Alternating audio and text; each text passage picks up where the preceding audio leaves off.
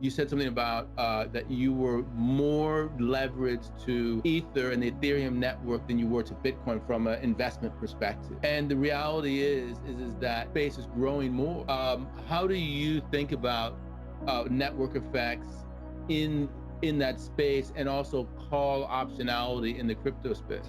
So my current allocation, because I know everybody asks, I'm now currently about 25% Bitcoin, 55% Ethereum, and 20% other token. Why is Ethereum my bigger bet right now at this point in the cycle?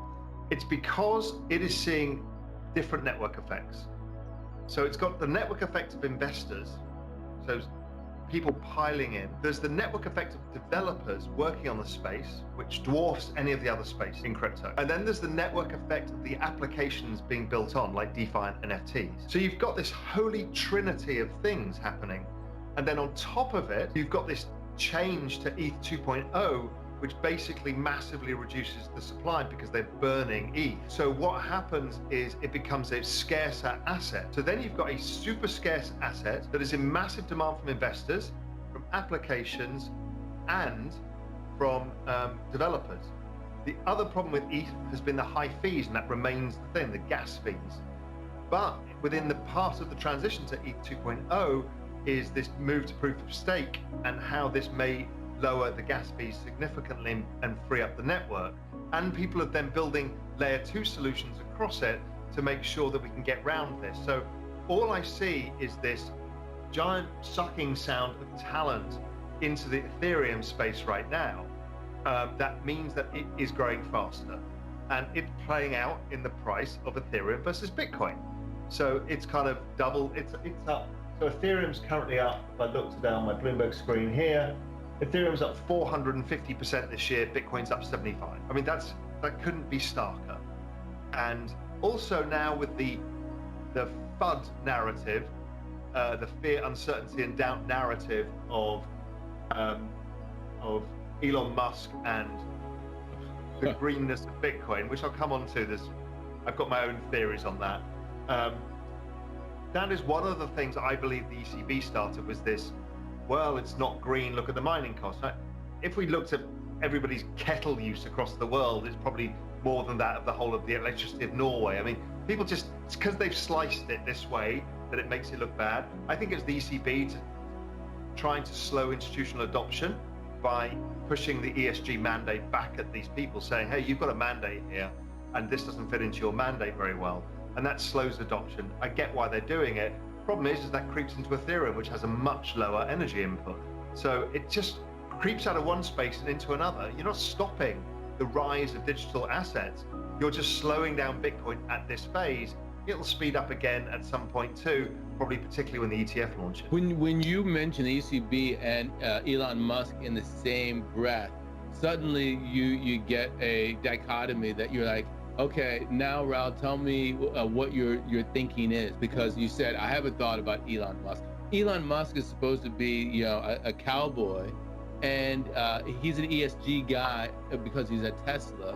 So why is he kowtowing to the ESG mandate that people like the ECB are trying to impose upon companies? Firstly, I know the comment section is like, yeah, but Elon Musk, you know, they fill up the cars with electricity and that's built on coal power. We understand it's not a perfect world. So let's assume that Tesla is relatively green compared to other car companies. That's all you need to assume. But we also know that his profitability, or his ability to run that business, has been based on subsidies. Because, you know, that is how governments are driving green innovation, is they've used subsidies until these things catch their own traction, and then they're able to lower the cost of production and everything works out. There is a new initiative coming from Biden, which is a new kind of carbon system, and Tesla have applied to be one of the 6 participants in that. So it makes a nice statement if you say, well, actually, we're not going to accept Bitcoin because greenness. Okay, that helps them set up for this new system that he wants to be part of, because obviously they are one of the least pollutant industries in America right now, so he will get a lion's share of the better credit. So that itself could be a cynical lens. Additionally, the cynical lens is he's also been pumping Dogecoin. And people are like, what the hell is this about? And yes, it's a meme. Yes, it's the crypto of the people. Yes, it's kind of stupid. but I mentioned this before on this show, but also it's starting to create network effects that a lot of people own it. So if you can now create use cases, well, then it's something interesting. Now, Mark Cuban was the first to see this, and he said, yeah, you could buy Dallas Mavs stuff with Dogecoin because it's the coin of the people. So it was kind of done as fun, but it's exchangeable, so why not? Now, my guess is Tesla are going to accept it for payment, and they might even use it for Internet of Things streaming payments and stuff like that, because basically Elon, a bit of a megalomaniac, fancies conquering Mars, would quite like his own currency, and if he can kind of reverse into Doge and make that essentially Elon community coin, he's got free access to capital. It's an astonishing thought, but that's potentially what's at play here. I could be wildly wrong and it's all a joke, but I just join a few dots and you can get to something interesting. And I've been talking about this for a while, that I wasn't gonna shake off Doge, because once you attract that many people into the ecosystem, it becomes attractive for people to do something with it. So that's what I think is happening.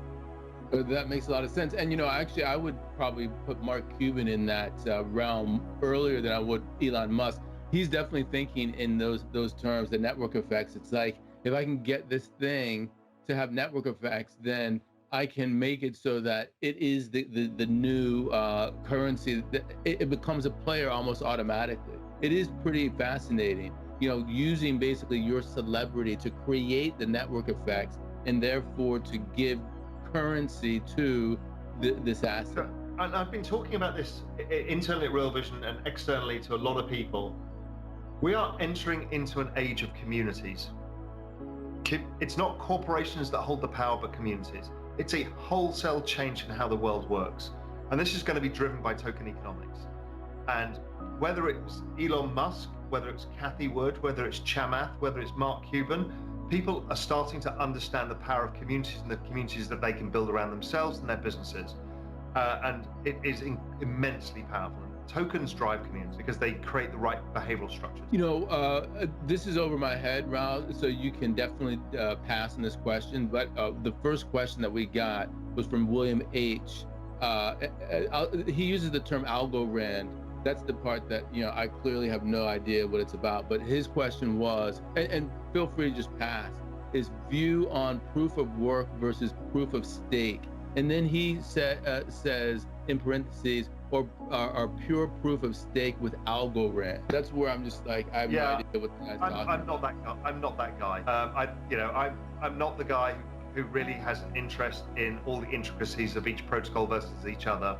That's not my bet. My bet is the whole space. My bet is pressing the bets on the winners, which is Ethereum right now and Bitcoin. And I have a basket in the space to give me broad exposure to many of the other tokens. But I'm starting to take more significant bets myself, macro bets around community tokens, exchanges, metaverse, and some of these narratives that people on Real Vision have seen me explore. And I've started to realize how big these are and how relatively cheap they are as potential future large networks. And therefore, the tokens are probably underpriced to me.